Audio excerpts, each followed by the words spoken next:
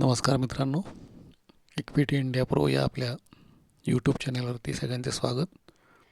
व्हिडिओमध्ये पुढे जाण्याआधी एक डिस्क्लेमर जो आत्ता आपल्या पेजवरती दिसत आहे. या व्हिडिओमध्ये मी जो काही स्टॉक किंवा कंपनीविषयी बोलणार आहे त्यात कुठलेही बाईंग व सेलिंगचं रेकमेंडेशन नाही. हा व्हिडिओ केवळ नॉलेजसाठी आणि स्टडी पर्पजसाठी बनवण्यात येत आहे. कंपनी किंवा स्टॉकविषयी कोणती बाईंग किंवा सेलिंगचे रेकमेंडेशन माझ्याकडनं नाही. तुम्ही तुमच्या फायनान्शियल ॲडवायझरशी सल्लामसलत करून निर्णय घेऊ शकता. आता आपण screener.com जाऊयात. पहिलं पेज उघडलेलं आहे. Oberoi realty limited. स्टॉकची प्राईज आहे आजची 17 डिसेंबर 2024 2316. प्लसमध्ये स्टॉक दिसत आहे. 2.75% एवढी तेजी आजच्या दिवसात स्टॉकमध्ये दिसते. Oberoi Realty is a real estate development company headquarters in Mumbai. It is a part of Oberoi Realty Group focused on developments in the residential office space, retail, hospitality and social infrastructure verticals. Key points. Company's market cap आहे 84,228 crores. Current price 2,316. 52-week high low 2,341. Low आहे 1,268. स्टॉकचा PE आहे 36.3. Book value ₹407. Dividend yield 0.35%. ROCE दिसतं आहे 15.2%.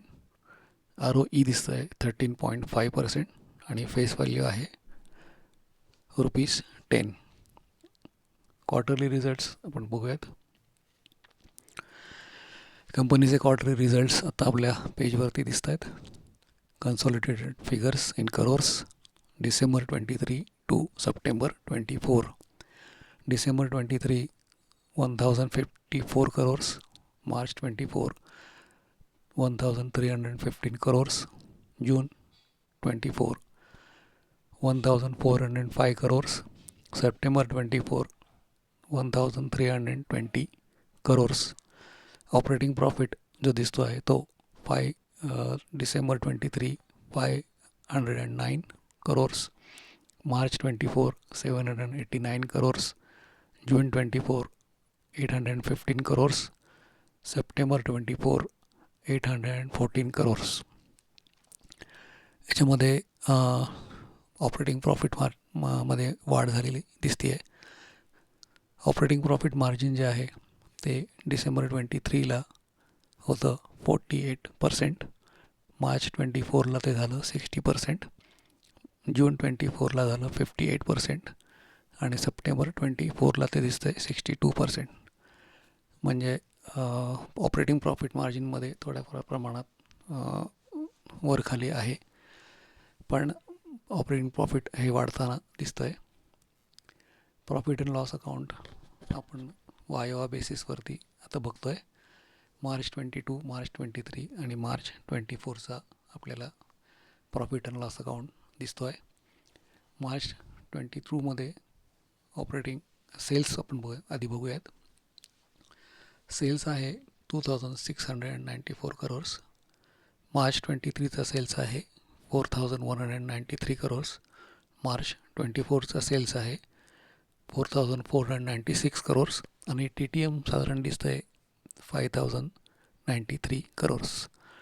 Operating profit March 22 1,182 crores. March 23 2,112 crores. March 24 2,430 crores. TTM आहे 2,927 crores. Operating profit margin March 22 44%. March 23 50%. March 24 54% आणि TTM आहे operating profit percentage wise 57%.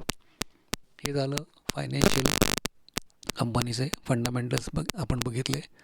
आता आपण कंपनीची लाईन चार्ट आणि त्याचा कॅन्डलस्टिक चार्ट पाहूयात. ट्रेडिंग साईट मी उघडलेली आहे. आजचा फर्स्ट डेचा चार्ट दिसतो आहे. आज तेजीमध्ये बंद झालेली आहे. 2.75% एवढं रिटर्न्स त्यांनी दिलं आहे. मागचा 5 दिवसाचा चार्ट आहे, तो साधारण तेजीतच दिसतो आहे. साधारण 8.71% एवढे रिटर्न्स त्यांनी इन्व्हेस्टरला या स्टॉकने मिळवून दिलेले दिसत आहेत. 1 मंथमध्ये 18.09% एवढे रिटर्न्स स्टॉकने मिळवून दिलेले दिसत आहेत. 1 इयरचं जर बघितलं आपण तर साधारण 56.73% एवढे रिटर्न्स स्टॉकने इन्व्हेस्टरना मिळवून दिलेले आहेत. 5 इयर्सचा चार्ट पाहिला तर तो 347.97% एवढे मॅसिव्ह इंटरेस्ट रिटर्न्स साधारण इन्व्हेस्टरला स्टॉकने मिळवून दिलेले दिसत आहेत. आता आपण लाईन चार्ट बघून झाला. कॅन्डलस्टिक चार्टवरती आपण आलेलो आहोत. 2 महिन्याचा कॅन्डलस्टिक चार्ट तुमच्यासमोर आता मी ओपन केलेला आहे. EMI 200 मूव्हिंग ॲव्हरेजच्या वरती हा ट्रेड करत आहे, म्हणजे स्टॉक बुलिश ह्या कॅटेगरीमध्ये बसतो. पिवोट फिगोनाची जी आहे ऑटो, जे आपण कायम बघतो, त्याच्यामध्ये मागच्या महिन्याचा आणि या महिन्याचा पिवोट दिसत आहेत. त्याच्यामध्ये R1, R2 आणि R3 याच्यावरती हा स्टॉक प्राईज ॲक्शनप्रमाणे बंद झालेला दिसत आहे. 1 डेचा चार्ट असल्यामुळे आज आणि काल ह्या दोन्ही दिवसात प्रचंड मोठ्या प्रमाणात व्हॉल्यूम स्टॉकमध्ये आपल्याला दिसून येत आहे. साधारण स्टॉकची जी वाटचाल आहे पुढची ही मला असं वाटते 2400-2500पर्यंत आत्ताच्या येणाऱ्या कालावधीत जाऊ शकते. तर याविषयी आता आपण दोन्ही त्याचं कॅन्डलस्टिकचं ॲनालिसिससुद्धा केलं. लाईन चार्ट आपण बघितला 5 वर्षाचा आणि 2 महिन्याचा कॅन्डलस्टिक चार्ट पण आपण बघतो आहे. त्याच्यामध्ये प्राईस हाय करून वरच चाललेले आहे असं दिसतं आहे.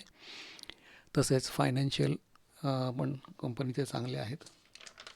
फायनान्शियल विषयी आपण जी माहिती घेतली त्याच्यामध्ये त्याचं आर्थिक कामगिरी पण चांगली आणि तांत्रिक विश्लेषण पण आहे. त्यामुळे कंपनी मजबूत कंपनी आहे असं आपल्याला दिसतं आहे. म्हणजे आशादायक कंपनी आपण म्हणू शकतो. पण या कंपनीत कोणती गुंतवणूक करण्यापूर्वी स्वतः त्याचा तुम्ही अभ्यास करा किंवा फायनान्शियल ॲडवायझरचा सल्ला घ्या आणि पुन्हा एकदा वाटल्यास तुम्ही त्याचा सखोल अभ्यास करून त्याच्यामध्ये गुंतवणूक करायची की नाही हे ठरवा. तर मित्रांनो, आजचा व्हिडिओ आपल्याला कसा वाटला तो आणि कंपनीविषयी आपले काय मत आहे हे तुम्ही कॉमेंटद्वारे कळवू शकता. तसेच आपले कॉमेंट जरूर नोंदवा. या व्हिडिओला लाईक करा, कॉमेंट करा आणि आमच्या चॅनेलला सबस्क्राईब करा. धन्यवाद.